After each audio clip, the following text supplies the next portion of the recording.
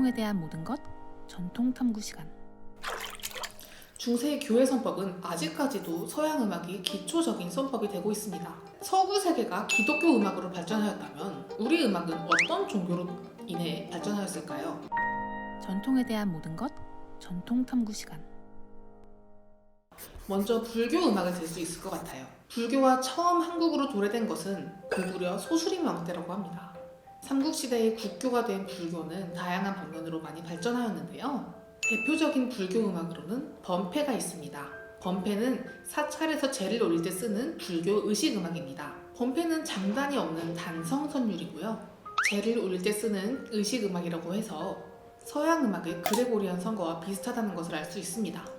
범패는 일반 승려들이 부를 수 있는 안채비 소리와 범패승들이 부르는 바깥채비 소리로 나뉩니다. 이 중 바깥채비 소리는 헛소리와 짖소리로 또 구분이 되는데, 짖소리를 적어놓은 책으로는 동음집이라는 책이 전해져 내려오고 있어요. 이 동음집은 일종의 안보표인데요. 실제로 부르는 짖소리만을 수록하고 있고 짖소리의 창법도 기록하고 있어서 범패 연구에 아주 중요한 자료가 되고 있습니다.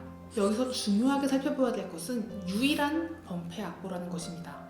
삼국시대의 불교의 음악 범패는 동음집이라는 하나의 악보로만 내려오고 있다는 점, 그리고 이 악보에 오선포처럼 선율이 기록된 것이 아니라 사설이 기록되었다는 점도 알 수 있어요.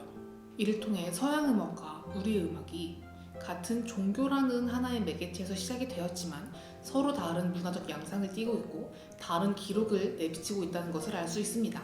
비단 기독교 음악이다, 불교 음악이다를 따지는 것이 아니라 전해 내려오는 악보의 유무, 선율적 구조, 사설적 구조의 차이가 보이는 거죠. 우리나라는 사설 위주, 서양 음악은 선율 위주가 여기서부터 시작되었다고 볼 수 있습니다. 그렇다면 불교 말고 유교는 어떨까요?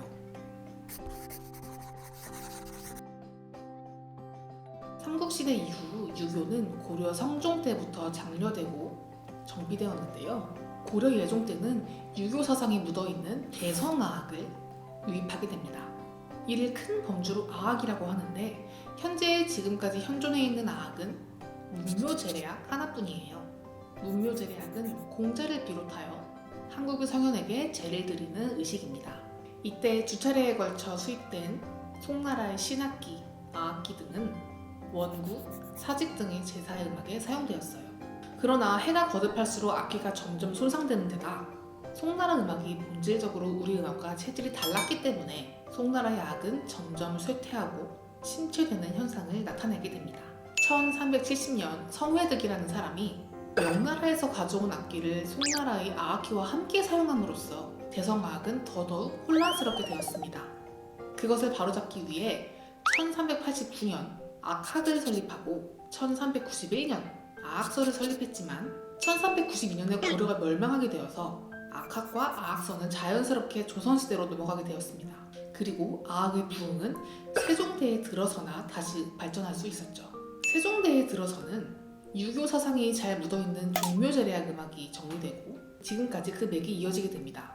그 당시에는 회례연으로 정리된 음악이었지만 세조대에 들어 지금의 형태가 되었다고 해요.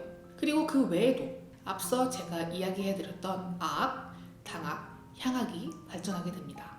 네, 이렇게 우리의 전통 문화 중 하나인 전통음악인 국악과 서양 음악에 대해 문화적으로, 종교적으로 어떤 차이가 있었는지 비교해보며 살펴보았습니다. 서양 음악은 악보 기록이 잘 되어 있고 우리 문화보다 훌륭한 문화다라고 말하는 것은 절대 아니에요.